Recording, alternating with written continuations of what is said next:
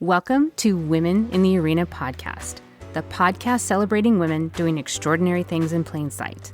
I'm your host, Audra Egan, and our mission is to elevate the value, strength, and resilience each woman brings to the world. Without further delay, let's go ahead and start the show.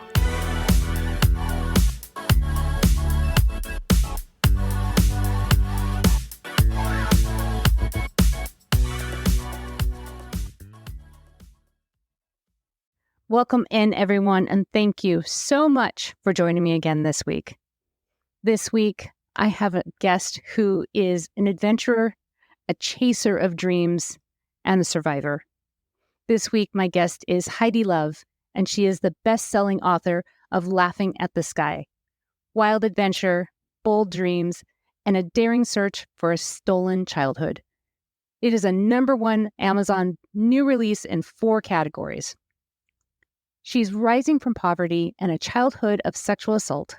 Heidi is the co-founder and former marketing strategist of the $7 million strategic marketing firm Ethos and Vaunt, and has received an MBA and a Woman of Achievement Award from the University of New Hampshire. She has served on the boards of Maine's Women's Fund and the NPR Safe Spaces Radio. Heidi has sailed nearly halfway around the world from Maine to French Polynesia and beyond. It has been her lifelong dream.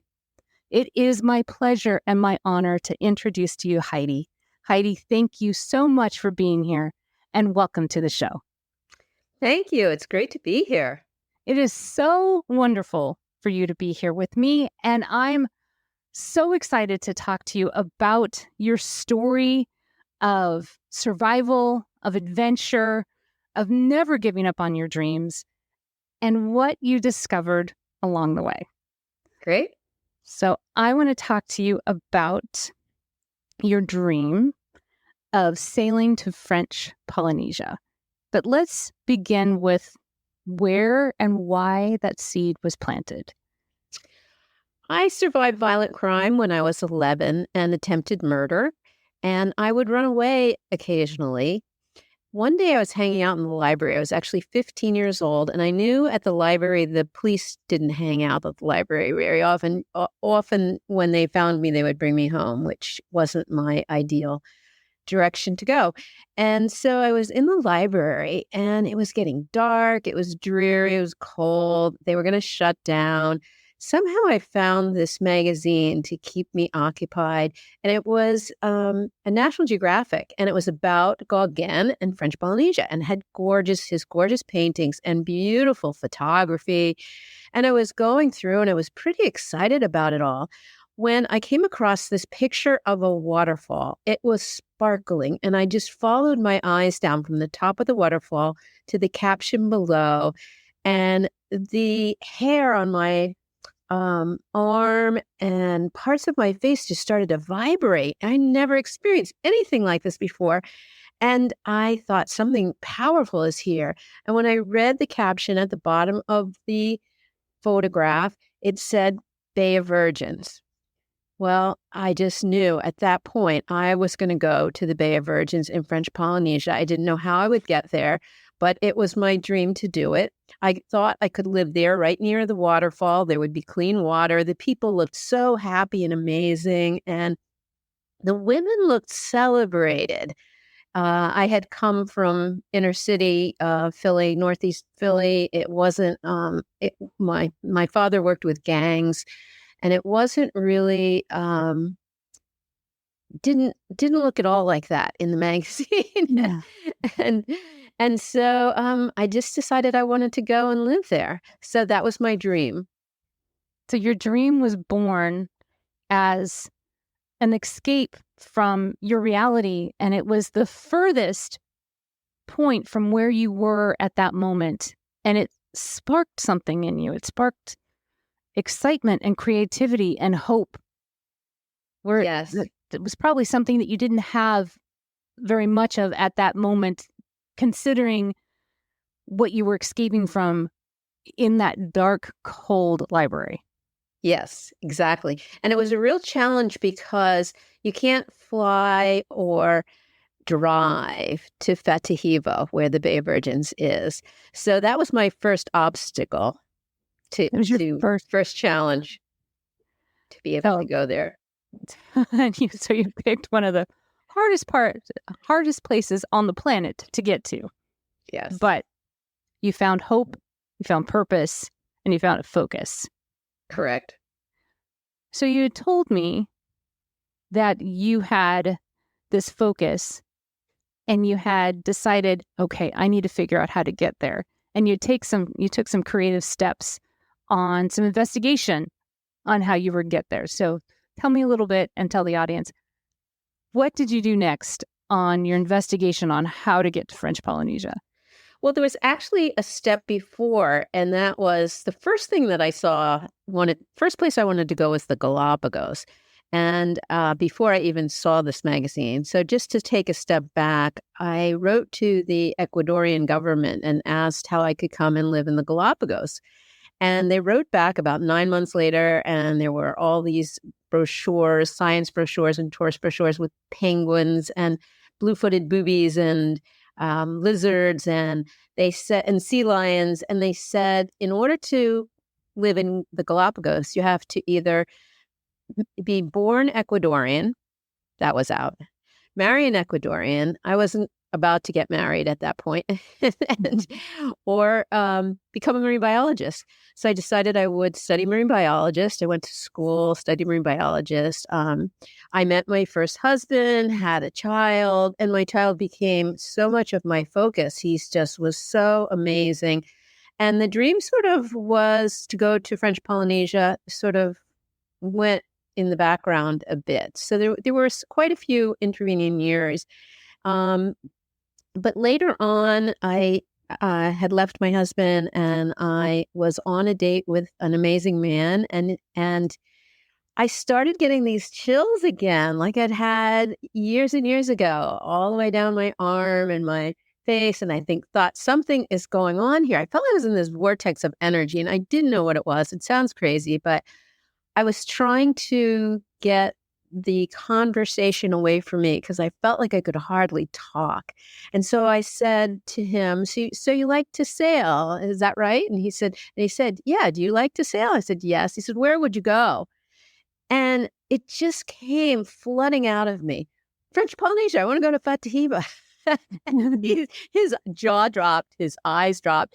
He grabbed my arms and he looked at me in the eye and he said, you have to go. You just have to go. And so we decided at that point we were going to get a boat. It was our first date. I don't think we decided to get a boat at that point, but we were pretty excited about the love of that we shared, this love of sailing and adventure. So we had to get a boat. We had to outfit it. We had to leave our jobs. We both were in companies at the time. We had our own companies. And we bought a boat, we outfitted it, bought a lifeboat and all kinds of courses on how to sail safely. We launched a lifeboat in the pool at MIT and had to do a lot to get ready. And we prepared and we scraped the paint off the boat and rewired the boat and got a wind vane and all kinds of things that we worked on for a year to try to get it ready. The one thing that we didn't prepare for, however, was my fear. That was a whole new chapter in the story. So that's how it started out. So I'm gonna pause here for a moment and just make sure that I am clear on that you had a whole life between being a teenager, having this initial reaction to French Polynesia. You went to college. You had a whole different career. You were a marine biologist. You got married. You had a child. You had an entire career, changed careers, left a marriage, went into a new relationship, and then this old dream came flooding back. Yes. And there was one other little piece that I probably should share here. I was having in my 40s, my son was getting to the age of that I was when I experienced violent crime. And I was experiencing a fair amount of PTSD. So the urge to run away came back, even though I was separate. I wasn't in the Philadelphia anymore. I left my husband. I was afraid to be alone. I thought if I were alone, I would, the violent crime was around rape. I thought if I was alone, I would be raped again. And I was afraid to be alone. So I did a lot of therapy, and um, that was a piece of why this dream came back. I was still running away. I couldn't be in my job. I was making $1 million decisions at home. I was not doing that. And so I think that was a big piece of it too.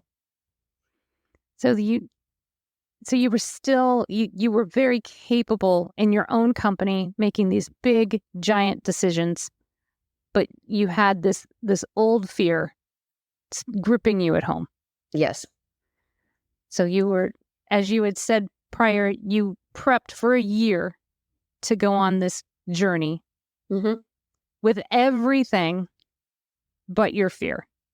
Right. So that's part of the anchor of this story.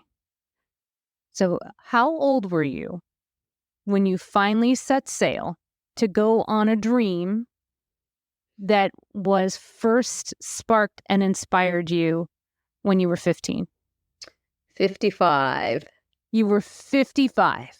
Yes. So the reason why I want to say this out loud is because it is never, ever too late to chase an old dream.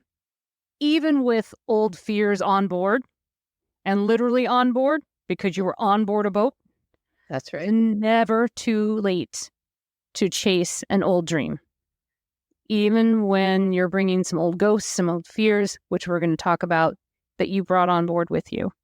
Correct. So where did you leave from? Left from Maine, Portland, Maine. And we sailed down to the Caribbean. And my husband and I sailed together. And to start, we decided we would meet a group of boats in Hampton, Virginia. We sailed down, had an amazing sail down to Hampton, Virginia. And then a group of us were going to sail on our own boats to the Caribbean.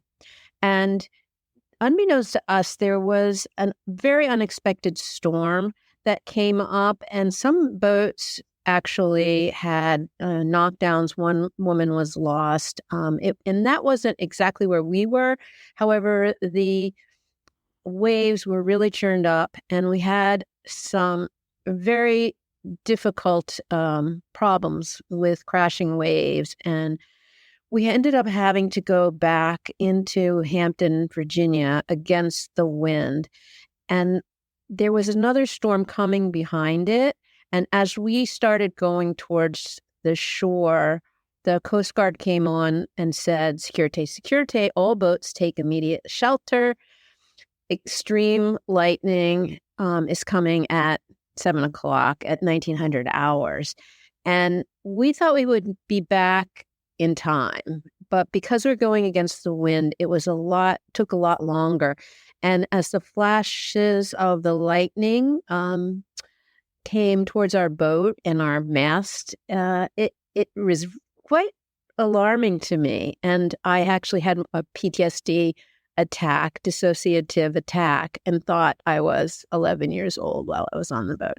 So that when we came back, so that was the second big obstacle that I encountered. So your fear of your fear from being attacked at 11 came roaring back in the middle of that storm. Correct. So you're battling a physical storm and you're battling an emotional one. Correct. Simultaneously. Correct. And you made it inshore from that storm. We did. And at that point, I quit. I just thought, I can't do this. And my husband was extremely supportive. And he said, you're more important than this trip. I can take the boat down and find different crew. We can sell the boat, whatever works, because he was very, very supportive of it and understood what was happening to me. So it ended up that he sailed down with the crew and I flew down. And in the meantime, I did a lot of therapy. So that was um, how I tried to overcome that part of the fear. Where did you fly down to meet your husband? I flew down to the British Virgins, and then we sailed through the Caribbean. Then in hurricane season, we came back to Maine, went down again at the end of, and was able to spend the summer with my son, which was wonderful. And then we flew back, got the boat, sailed up and around to Panama, spent a season in Panama. But through that whole time, when the weather would get bad and I would get afraid, I would start to have flashbacks and triggers from what happened to me at 11 years old. And so I had to really understand how to stop going from the flashback to full-blown PTSD. I had to learn how to calm. So you were learning to calm in the middle of the storm, physical and emotional, but you kept pushing through. You kept going. I did. You could have quit, like just said, I'm done, and never get back on that boat again. Mm-hmm. You could have. And nobody would have said anything to you. No. Most of all, your husband. Right. Your husband could have said, that's it, we're done. Mm-hmm. You didn't. You kept getting back on that boat. I did. And you kept pushing through. Mm-hmm. So tell me the story of your amazing and lovely trip and your visit in Cunayala. Cunayala is a matrilineal society north of Panama. There's 360 some islands there. And one of the things that's amazing is they have this concept of paradiso, where they really are present in the moment and grateful and appreciative of the moment. Instead of thinking about someday I'll go to heaven, or someday there'll be a Shangri-La, or maybe tomorrow it will be sunny and it won't rain, they really try to focus on the present and we're in paradise right now. And that's a little piece of the whole calming practice for me also, is regardless of where I am, I can be grateful for something, even if it's only the breath that I take. If I'm triggered, I can be grateful that I'm aware of the trigger, that I'm breathing in the air that I'm breathing, that I'm seeing colors that are around me. And so that was really an interesting learning experience. And the other piece that was interesting about this society is there's a lot of gender fluidity and there's a lot of valuing of female traits, I guess. They have what's called third gender, where some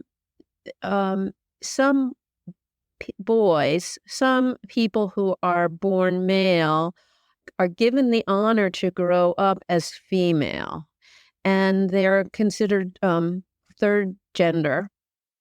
And it's what I learned from one of the women, Lisa, who was born male and embraced being female, is that it's really important to know who you are and embrace who you are. So that was very interesting to me, because I grew up feeling at 11 years old, feeling that women were weak. And I wasn't really sure I wanted to be a girl anymore, because I didn't want to be weak. And down there, it seemed like women were not only respected, but they were honored for the traits that they had. And they had leadership roles, and they took care of the commerce, and they were powerful, and they stood in their power and embraced their femininity. They didn't try to be male leaders. They really embraced being female leaders. And that was unbelievable to me, to see how strong they were. It's one of the only matriarchal societies in the world. And it's beautiful. When you told me about this amazing island, I went and did some research.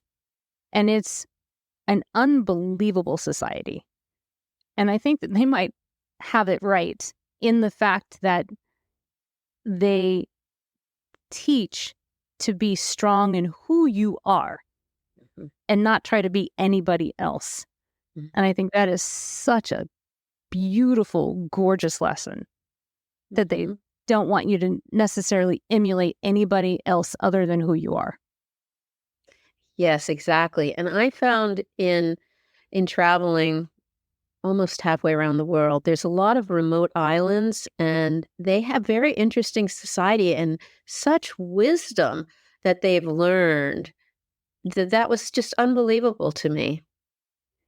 Yeah, these remote societies have such wisdom that in these developed countries haven't caught up to yet, which I think is remarkable. Yeah, often their sense of time is very different than us. I find I can get stressed out a lot because I have all of these things that I'm doing. You know, I found like on these islands, often I could just breathe and be in the moment, and it was just amazing. A different sense of time, a different sense of gratitude. I was walking down the beach with a friend of mine in Kuniyala, and there was a man there that was working working on his island and lived on the island. And my friend went up and said, "Thank you so much for being here. This is like so gorgeous. I've never been any place like this. I'm going back to the United States in a few days. What can I send down to you? What would you like? What kind of gifts would you like from the United States?" And he looks around and he says this in his own language, that he has bananas, he has plantains, he has crabs, he has lobsters, he has fish, he has coconuts. And he looks around and he puts his hand out and he says, "It's paradise. I have all that I need." I don't know too many people in my community that feel like they really have everything they need, and what they have can fit in their hands and around them in a way. Maybe that's not fair. So many people have high gratitude. It's just a different culture. What a beautiful thing to look around and say, I have everything I need. There's nothing you can send me that I need. Right. I wish we could all have that. Well, we can though. I mean, we can feel more gratitude. We can feel more presence. I'm not saying it's easy, but I think the experience for me, I like to stop and be grateful. I have some cut flowers that a friend gave me that are just, sitting next to me on the computer. And I just look at them and they're just so beautiful. And I can be present and grateful for that. Anyway. Yeah. Where did you go next on your journey? We went through the Panama Canal. I've been through the canal 4 times. It was so amazing, so interesting to go through the canal. And then we went to the Galapagos. And that was the first dream come true for me because, as I mentioned earlier, before I had the dream to go to French Polynesia, I wanted to go to the Galapagos. And so we spent a month in the Galapagos, swam with sea lions, snorkeled with penguins going by. It was really amazing. If you have an opportunity to go there, I find it so amazing. It's the really incredible ecology there. The people were wonderful. And then that took about 10 days from Panama. And then we had a huge crossing from the Galapagos towards French Polynesia. And I was all of this time, I was wanting to search for the waterfall in the magazine. And by now it's been, 40 some years. And I'm not even 100% sure the waterfall exists, let alone it's really at Batahiba. So I believe it's most likely there. And I felt like I had to go and find it. I was a little bit obsessed around it, yet I didn't really know if it was there. So did you end up finding it? I can't tell you. You have to read my book. Oh. Oh. So we'll have to go and read a little bit of a mystery and a cliffhanger. That's We'll right. have to go There's and a lot find of that out. plot twists in this book. Oh, we'll have to go and find out. You had said to me, because this was a 5-year adventure, and it wasn't just a physical one. Correct. As you have told us throughout this story, it was most definitely an emotional one. You had told me, as we met before, you had this amazing healing incident in the middle of the Pacific Ocean. I did. What did you experience in the middle of the Pacific Ocean that finally gave you this full circle healing moment where you finally said, okay, I'm free. I'm free of this? It actually started the final emotional release was in the middle of the Pacific, but it actually started first in an island called Providencia in the Caribbean. And when I had a PTSD flashback and I thought my assailant was on board with me, I I realized that I was perpetuating what happened to me at 11. And that was, it may sound strange, but my assailant hurt me once. I perpetuated that in my mind every day of my life. And so it was interesting to me to actually recognize what I was doing. And then it was even harder to know, what do I do about this? And so at that point, I had quit the boat, and I met a therapist who had climbed to 24,000 feet on Mount Everest, and she was doing a study on breathing. And she's the one that helped me develop a calming practice. And I wrote another book on how to calm. It's a workbook on calming. And so it started there by first understanding how I perpetuated it in my mind, and then knowing what to do about it, how to calm. And then, because you can't stop the flashbacks from coming from the amygdala in your brain, the flashbacks can come. But for me, there was a time between an instant or two between when the flashbacks would come and when I would just go into full-blown PTSD.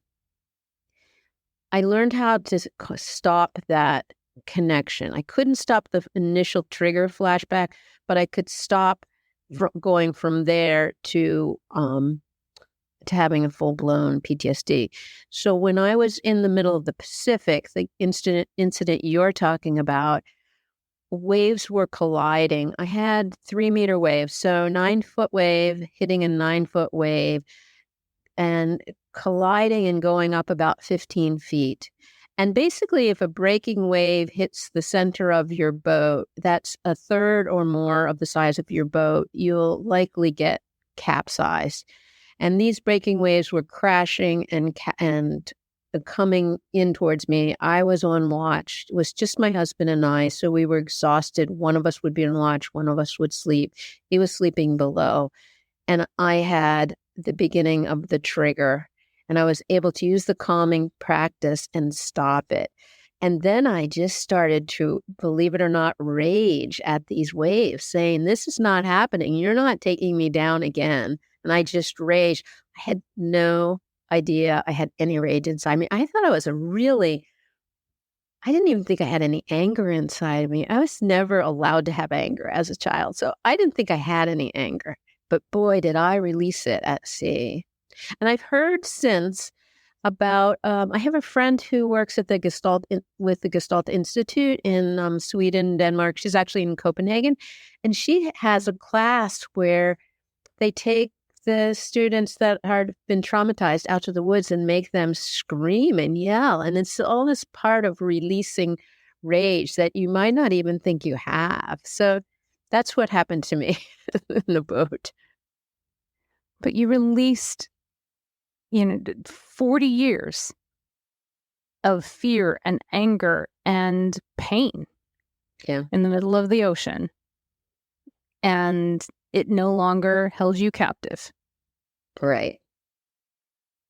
And you wrote a book for those to maybe give them a pathway for release as well. Right. Yes, I wanted to inspire other folks because I believe we all, or most of us, carry stories.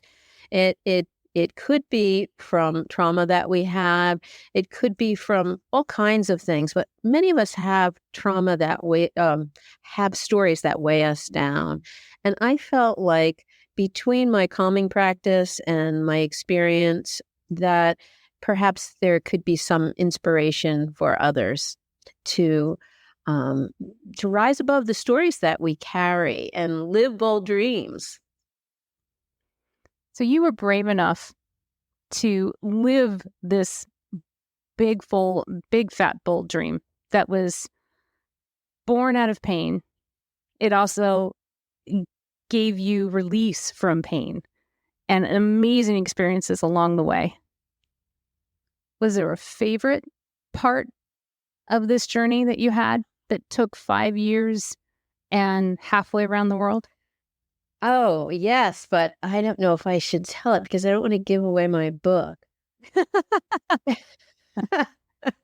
How about if I tell you a second favorite? Because Give me a second favorite. There's a clear favorite, but I really I don't want to give away the whole plot of my book. Oh yeah, don't give away the plot. Give us a nibble. Okay. I loved being in Gunayala. I felt such feminine energy there. I felt so valued. I felt that people seemed so happy. They gave me a nickname. It was Ansu, which is mermaid. and I learned about 50 words. Some of them spoke English, a lot of them spoke Spanish, but I tried to learn some of their language, and that really helped me be not accepted by their culture, but embraced in a way. And I loved just swimming and diving and snorkeling and meeting the people. And it just one time, my friend Lisa, who I mentioned is a third gender leader in this society, she took us up a boat up a river, and then we hiked really deep into the jungle. And there was a waterfall a different waterfall, and we could dive in from the rocks and then swim downstream. And I felt like it was a National Geographic. And she had a friend of hers that also came with us. And another time we just went to one of the islands. They had a ceremony. They have a ceremony when the girls come of age. And they let us come to their ceremony and eat their food and drink the famous coconut drinks that they have. And it was they grabbed, my son came down at that point, and a little girl about 3 years old grabs his hand, and it was just really wonderful. So let me read between the lines here. When girls come of age, so I'm going to assume when they start to menstruate. Or they're going to soon start to menstruate. Sure. They celebrate it? Oh, yes. Wow. What a flipping that on its head. Mm-hmm. Whereas in Western civilization, we hide that and we call it the curse. Right. Or at least that's what my grandmother called it, is the curse. And yes. And it's something that we hide and call it disgusting here in Western civilization. And here on this amazing, beautiful island, it's a celebration. Wow. What an amazing place. Yes. Yes. They do a embroidery work. They make this artistic pieces, and they use them in their dress. And there are so many symbols and animals and stories. And they use these stories to teach their children and their grandchildren. Often a grandmother will work with the grandchild and teach them about who they are and their culture. And it's really fascinating. This sounds like a magical place. And And I am so inspired by you. I was inspired by you by the first time I met you. I'm even more inspired by you now on so many different levels, not just by your candor and your bravery about being so transparent about the stories of the things that have happened to you, of the traumatic things that have happened to you, but that you had a dream that you didn't give up on, even if it took you 40 years to get to. Mm-hmm. And multiple tries to complete, even though it was difficult, and that you had to get off the boat and keep getting on to complete. I am just, like I said, there's layer after layer that your life inspires me. And I just am grateful that we were introduced. Well, thank you. And I really feel like we all have dreams that we can focus on and rise above whatever's holding us back to do that. It's not I'm not special with this. I am trying to inspire others to live bold dreams. Well, once again, Heidi's book is Laughing at the Sky.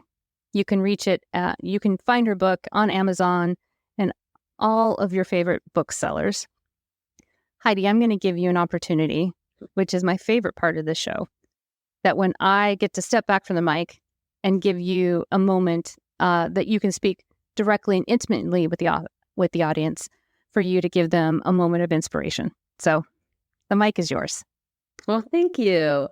I think 4 takeaways for me in traveling halfway around the world was, first of all, breaking the silence. It's really important to break the silence, find compassionate listeners, find your tribe, and really deeply not just tell a piece of your story, but everything that's holding you back. And the more that we as a world tell our stories and break the silence that keeps us from whatever it is that holds us back, that's really critical.